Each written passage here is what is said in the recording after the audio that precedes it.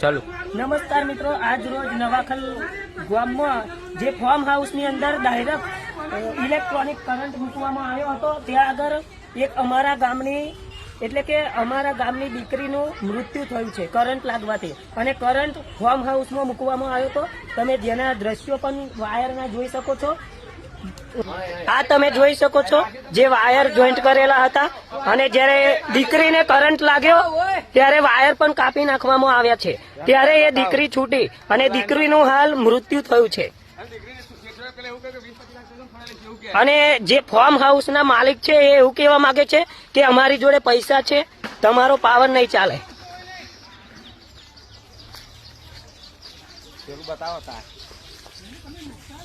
જે farm હાઉસની fencing હતી અને કરંટ મૂકવામાં આવ્યો હતો, ડાયરેક્ટ ઇલેક્ટ્રોનિક કરંટ મૂકવામાં આવ્યો હતો. અહીંયા કે પેલા તાર ફેન્સિંગ નહીં, તાર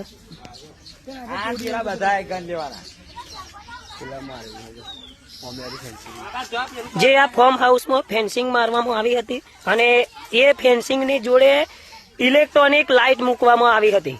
અને જે લાઇટ મૂકી હતી ત્યાં આગળ અમારા ગામની દીકરીનું હાલ જે મૃત્યુ થયું છે, પોસ્ટમોર્ટમ કરાવવા માટે બોડી મોકલી છે.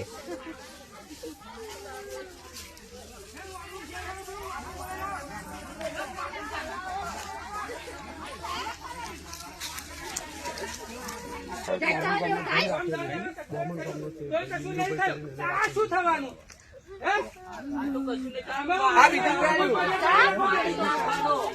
પતાવી દો એની બોલા જામ્પલ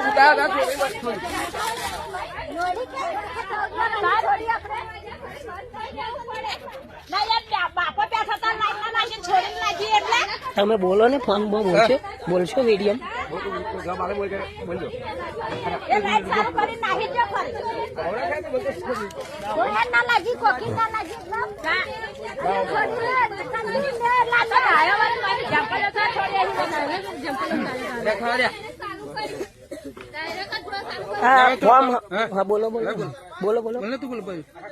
આ ફોર્મમાં જે લાઇટ મૂકી હતી એ ઝટકા મશીન નતું, ડાયરેક્ટ લાઇટ હતી એવું કહેવામાં આવ્યું.